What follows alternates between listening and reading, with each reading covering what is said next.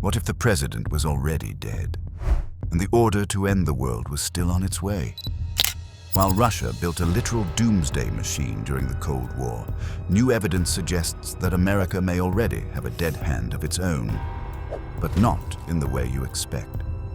For decades, military analysts have feared Russia's automated doomsday system, a computer network designed to launch nuclear missiles automatically if Moscow is destroyed. But America's approach to guaranteed retaliation has remained shrouded in secrecy until now. Recently declassified documents reveal a web of emergency protocols, specially modified missiles, and pre-written launch codes that ensure America can strike back even after a devastating first attack. This isn't just theoretical. These systems existed, and some may still be active today. The most alarming revelation: parts of this system operated without presidential approval once activated. And with recent advancements in artificial intelligence, Pentagon researchers have proposed something even more chilling: an AI-powered dead hand that could make launch decisions in microseconds. What we've uncovered challenges everything we thought we knew about America's nuclear safeguards. The question isn't whether America has a dead hand. It's how far they've already gone to build one. America's potential dead hand today.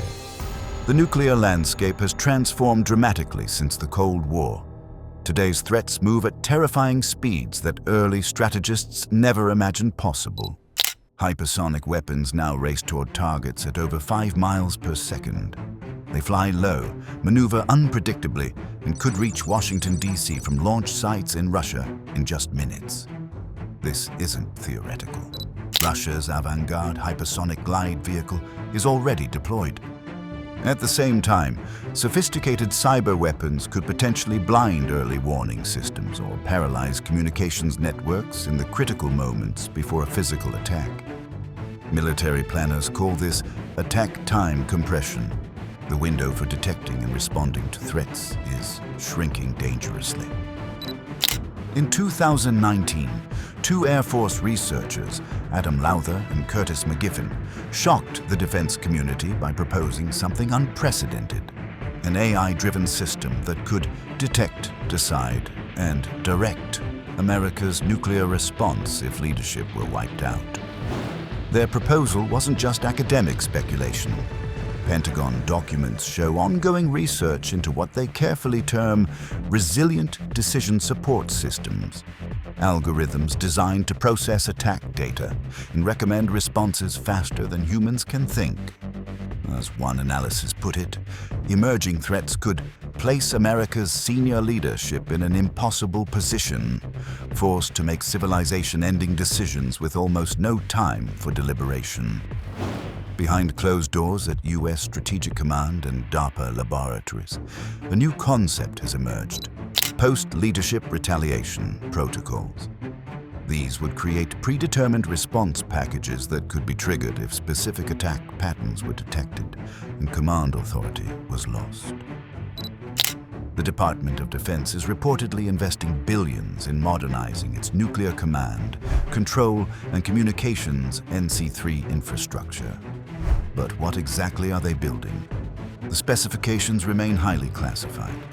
What we're talking about is a real question being asked in top-level defense briefings. If we can't respond in time, do we need to build a system that responds for us? Think about it. The president might have just minutes, potentially seconds, to evaluate incoming data and authorize a nuclear response. Is that enough time? What if the first strike specifically targets leadership? These questions have Pentagon strategists exploring options that would have seemed unthinkable decades ago. But here's where it gets disturbing. Some believe parts of this system may already exist, hidden beneath classified layers or even running test simulations right now. Projects that hint at a digital dead hand. While officials remain tight-lipped about automated nuclear response capabilities, several high-tech military projects hint at what might be happening behind the scenes. In 2022, DARPA ran classified simulations testing AI's ability to identify nuclear launches. The troubling results showed artificial intelligence hallucinated missile attacks in approximately 12% of test cases. Despite these alarming error rates, the research continues with intense focus on reducing false positives. Project Maven, the Pentagon's flagship AI initiative, officially focuses on drone footage analysis, but defense analysts note the project's scope has expanded dramatically. Former Pentagon officials have acknowledged that machine learning systems are being evaluated for what they carefully term time-critical decision support across multiple domains. The Joint Artificial Intelligence Center, JAIC, has pushed even further, developing what they call battlefield tipping point detection, algorithms designed to recognize the moment when military situations reach critical thresholds, requiring immediate response. At Sandia National Laboratories, America's premier nuclear weapons research facility, scientists have integrated AI into nuclear wargaming scenarios. These classified simulations test how machine learning might handle the chaos of nuclear crisis when human decision-makers are compromised or communication is severed. What's most concerning is how these separate technological threads could be woven together. Expert analysis suggests the capability already exists to create what one leaked memo reportedly called autonomous response contingencies, predetermined actions that execute automatically under specific doomsday conditions. Some defense specialists speculate that U.S. Cyber Command may have developed what amounts to a digital dead hand, sophisticated code designed to authenticate nuclear strike orders and relay them to strategic forces if detection systems confirm an attack and command centers go silent. Unlike Russia's Cold War-era mechanical system, an American digital dead hand wouldn't require physical switches or primitive sensors. It could analyze satellite data, radiation readings, seismic information, and communication patterns simultaneously, making life or death decisions in milliseconds. Here's the wild part. Imagine the dead hand of the future isn't a missile in a silo. It's code, buried in a cloud server, and no one's allowed to confirm it exists. Think about it. Such a system wouldn't need to be publicly acknowledged to serve its purpose. Its mere potential existence, hinted at through careful leaks or strategic ambiguity, could strengthen deterrence just as effectively as announcing it. The Pentagon's trillion-dollar nuclear modernization program includes massive investments in hardened communications networks and next-generation command systems. What capabilities are hidden within these upgrades? The most critical features would naturally be the most classified. But this isn't the first time America considered letting machines decide. I enabled retaliation proposals. In 2019, two Air Force researchers shattered nuclear policy norms with a controversial proposal. Adam Lowther and Curtis McGiffin published a framework for what would essentially be America's 21st century dead hand. An AI-driven system that could detect, decide, and direct nuclear forces without human intervention in extreme scenarios. Their concept wasn't about giving AI complete autonomy. Rather, it proposed having the President and National Security Team pre-authorize specific responses to various attack scenarios in advance. These decisions would be encoded into the system, essentially programming presidential intent before a crisis occurred. If sensors detected nuclear detonations or a massive missile launch against the US, and if communication with leadership was lost, the system would match the scenario to pre-approved responses and execute launch orders within seconds. The researchers argued this approach addresses a frightening vulnerability. With hypersonic weapons shrinking decision time to minutes or less, human leaders might simply not react fast enough to authorize retaliation before being struck. What makes this proposal America's doomsday device 2.0 isn't just the technology, it's the philosophy. By removing the human bottleneck in extreme scenarios, it guarantees that any nation attempting a decapitation strike would face automatic punishment. The concept generated intense debate within defense circles. While some viewed it as a necessary adaptation to new threats, others warned it crosses a dangerous threshold. As one critic put it, rather than being the solution to future deterrent threats, an autonomous nuclear command and control system is a recipe for disaster. Perhaps most telling was Lowther and McGiffen's acknowledgement that such a system would need to be publicly declared to function as effective deterrence. As the classic line from Dr. Strangelove goes, the whole point of the doomsday machine is lost if you keep it a secret. This raises an intriguing question. If the US were developing such capabilities, would they announce it?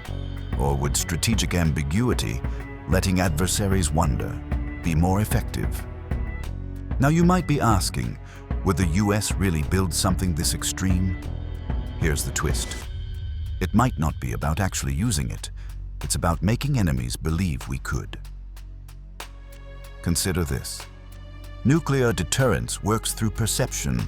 If Russia or China believes the US has an automated response system, even if that system has limitations or safeguards we don't publicly disclose, they might be less likely to attempt a first strike. Strategic ambiguity has been a cornerstone of nuclear policy for decades. The fog surrounding America's potential dead hand might be deliberate, creating just enough uncertainty to strengthen deterrence without committing to a specific technical approach. If this kind of behind-the-curtain info fascinates you, hit subscribe and like. We break stories like this every week. But here's the deeper fear. What if it launches when it's not supposed to? Dangers of a machine-backed dead hand. An AI-enabled dead hand brings terrifying new risks that even its proponents struggle to address. First is what psychologists call automation bias, our dangerous tendency to trust computer systems even when they're wrong. Studies show that humans frequently defer to automated systems in high-pressure situations, accepting machine judgments without questioning them. In a nuclear crisis, would operators challenge an AI that claimed to detect an incoming strike? Even more concerning, any nuclear response AI would be trained almost entirely on simulated data. With no real-world nuclear exchanges to learn from, how could we trust its judgment in an unprecedented crisis? The AI would be making humanity's most consequential decision based on artificial scenarios and theoretical models. Then there's the cybersecurity nightmare. Any automated system becomes a prime target for hacking or sabotage. Imagine a sophisticated adversary spoofing sensor data to trick the system into believing an attack was underway, or worse, directly compromising the decision algorithms themselves. History gives us a chilling warning about automated nuclear systems. On September 26, 1983, Soviet officer Stanislav Petrov was monitoring early warning satellites when computers suddenly indicated 5 American missiles heading toward the USSR. Standard protocol demanded he report an attack, triggering an immediate counterstrike. Instead, Petrov made a gut decision. Something felt wrong about the alert pattern. He reported a system malfunction instead of an attack. He was right. The satellites had mistaken sunlight reflecting off clouds for missile launches. A single human's intuition prevented nuclear war.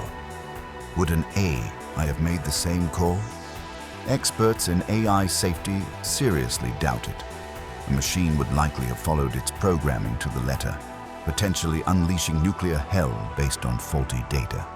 The Bulletin of Atomic Scientists has specifically warned against nuclear command automation, noting that AI systems remain vulnerable to the garbage in, garbage out problem.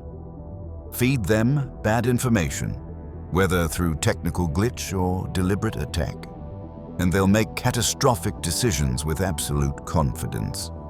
Perhaps most disturbing is what security researchers call the brittleness of AI, its tendency to fail in unpredictable ways when facing scenarios outside its training data. And what scenario could be more unprecedented than the outbreak of nuclear war? Let me ask you this. If an AI thinks a nuclear attack is happening and there's no human left to override it, what happens? Would you trust it to wait? This isn't just a technical question, it's deeply philosophical. Can we delegate the most consequential decision in human history to algorithms?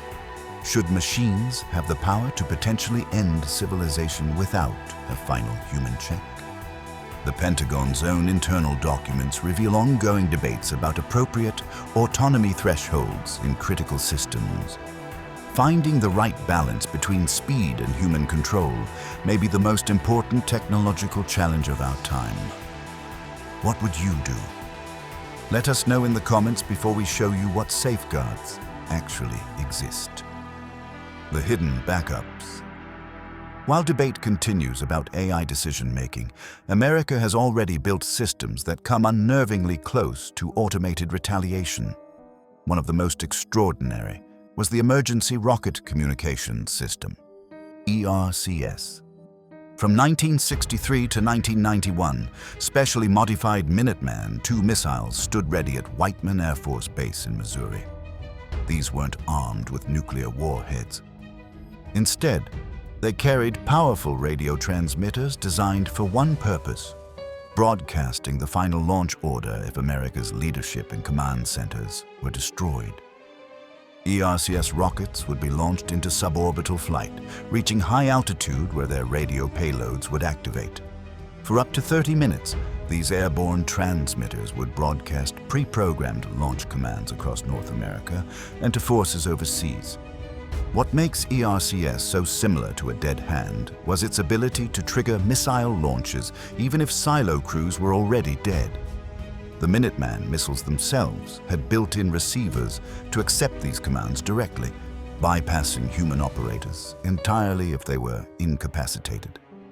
Though officially retired in 1991, defense analysts speculate that a modernized ERCS 2.0 may exist today, using advanced satellite uplinks instead of missiles, but serving the same function. Such a system could be linked to automated sensors that detect nuclear detonations and leadership loss, creating a semi-automated chain of retaliation.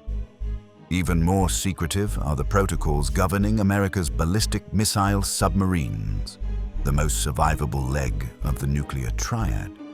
Naval officers have hinted at sealed contingency orders that authorize submarine commanders to launch if specific conditions are met, including prolonged loss of communication with national command. These are what strategists call fail-deadly systems, not fully automatic, but designed to err on the side of retaliation rather than restraint. If critical communication links are severed for certain periods, submarine commanders may be pre-authorized to assume the worst and launch their missiles. Former Navy officers have described regular communication check-ins during submarine patrols. If these checks are missed for predetermined periods, potentially indicating that America's command structure has been destroyed, specific protocols activate. The exact details remain among America's most closely guarded secrets. But nuclear policy experts believe these protocols may include authorization to launch under specific circumstances without direct presidential orders. Similarly, America's nuclear missile silos incorporate fail-deadly features. Minuteman III crews must enter a stand-down code every 6 hours to prove they're alive and in control. If they fail to respond, the system assumes they've been killed and automatically switches to accept remote launch commands from airborne command posts. These systems stop short of fully automatic launch, but they create a dangerous middle ground, removing human decision points to ensure retaliation, while theoretically keeping final authorization with surviving commanders. The existence of these fail-deadly backups reveals an uncomfortable truth. America has already accepted partial automation of its nuclear forces.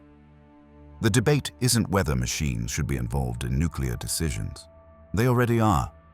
The question is how much control we're willing to give them, but if you think this is new, wait until you hear what America already did. In secret.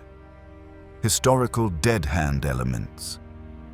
What few Americans realize is that the roots of automated retaliation stretch back to the earliest days of the Cold War. In the 1950s, President Eisenhower made an extraordinary decision that remained classified for decades.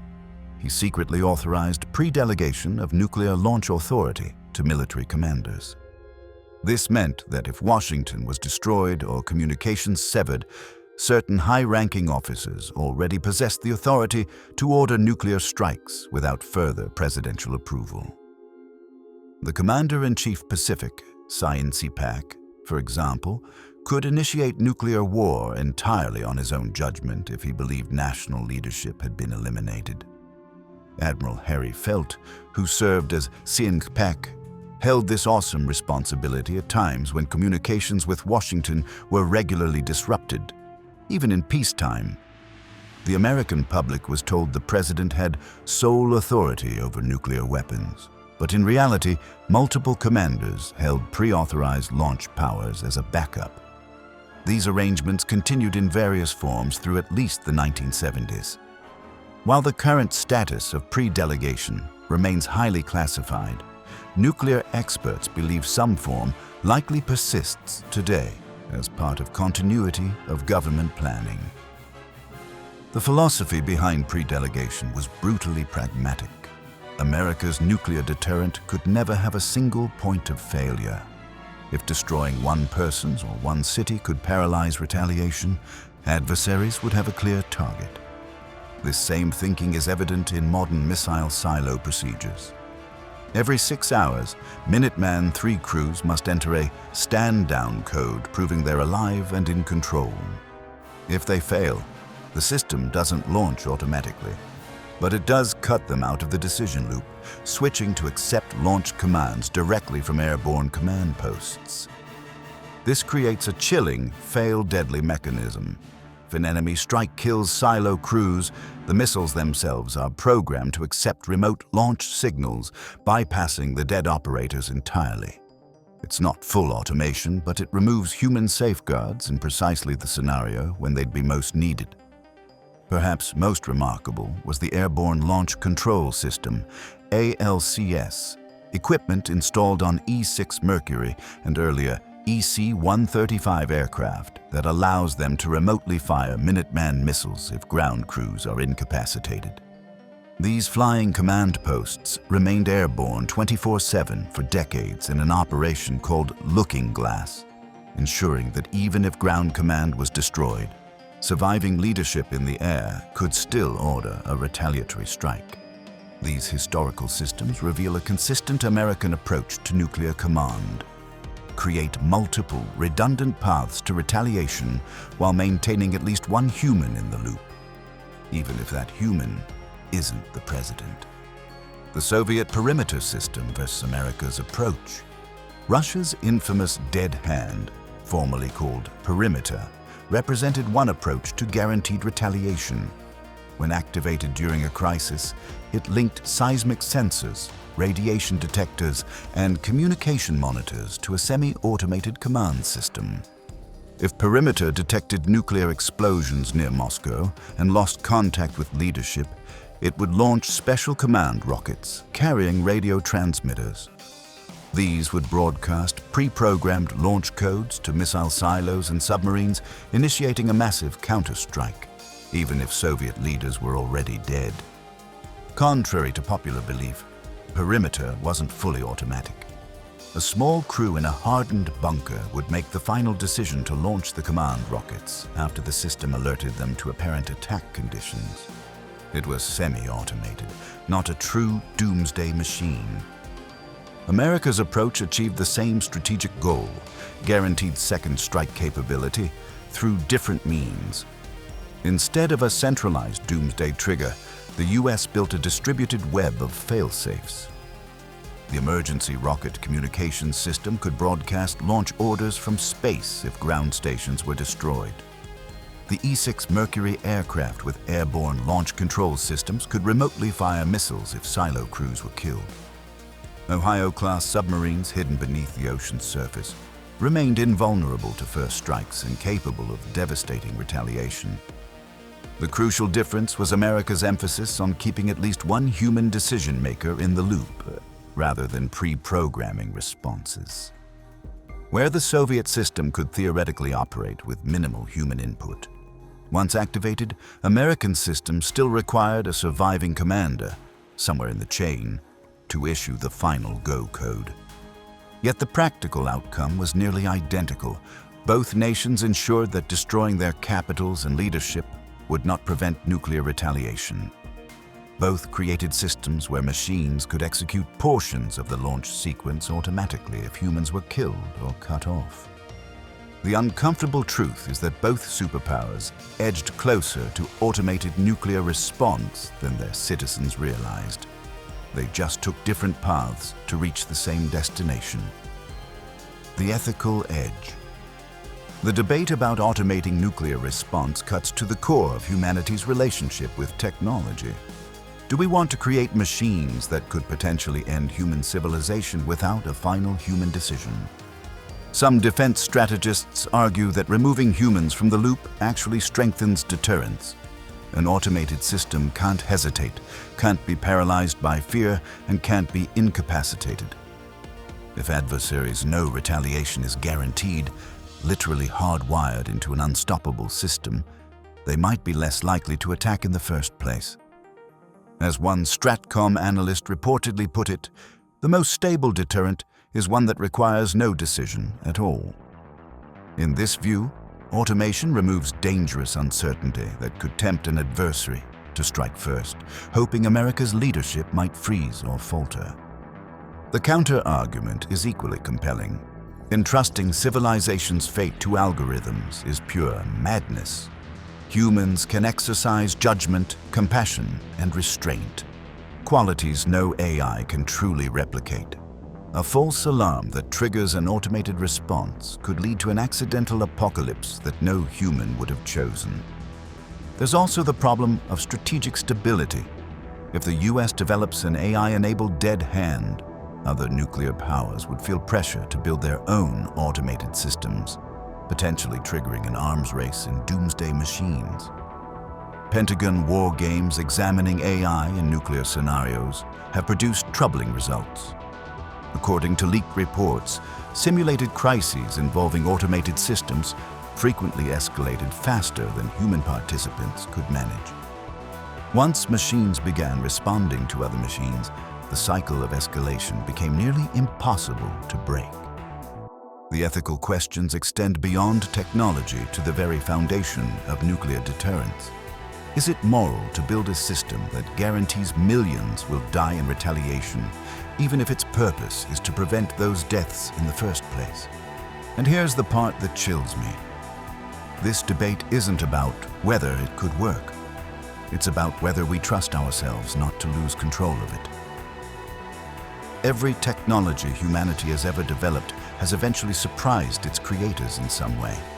From social media algorithms that shape elections to financial systems that crash markets, complex automated systems often behave in ways their designers never anticipated. Now imagine those same unintended consequences, but with nuclear weapons. That's the nightmare scenario that haunts those opposing automation of nuclear command. Does America have a dead hand? So does America have a dead hand system? Not officially. There is no public evidence of a fully autonomous nuclear retaliation mechanism comparable to the Soviet perimeter system. But here's the unsettling reality. Every piece needed to build one already exists. The technology to detect nuclear detonations is deployed worldwide.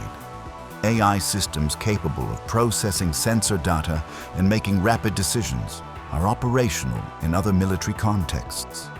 Communications networks that can transmit launch orders directly to missiles without human intervention are installed and tested regularly. The pre-delegation protocols, the airborne command posts, the submarine contingency orders, all these components form a web that's just steps away from a true dead hand. If the US were to build a modern dead hand, it wouldn't look anything like its Cold War predecessors. It would be a cloud-based logic tree. a sophisticated AI system distributed across hardened data centers, analyzing sensor feeds in real time and standing ready to initiate predetermined response packages if specific doomsday conditions are met. Such a system might already be in development or testing, hidden beneath layers of classification, or it might exist only as contingency plans, ready to be implemented in a crisis. The nature of strategic ambiguity means we simply don't know. What we do know is that the Pentagon is investing heavily in modernizing nuclear command and control systems, with a specific focus on ensuring continuity of operations after a decapitation strike. The capabilities being built today will shape deterrence for decades to come. The final verdict remains classified, but as hypersonic weapons, cyber threats, and AI continue to compress decision timelines, the pressure to automate aspects of nuclear response will only grow stronger. Subscribe if you want to follow what might be the next frontier of warfare, a world where our survival depends on trusting machines not to destroy us. America's dead hand may already be alive. We just haven't been told. The most dangerous weapon in history might not be a missile in a silo or a bomber in the air. It could be lines of code running silently in hardened bunkers, waiting for the day when humans can no longer make the final call. As we race toward an automated future, the question isn't whether machines can make life or death decisions. It's whether we're prepared to live or die with the consequences. Hit subscribe now. The next revelation might be even more shocking.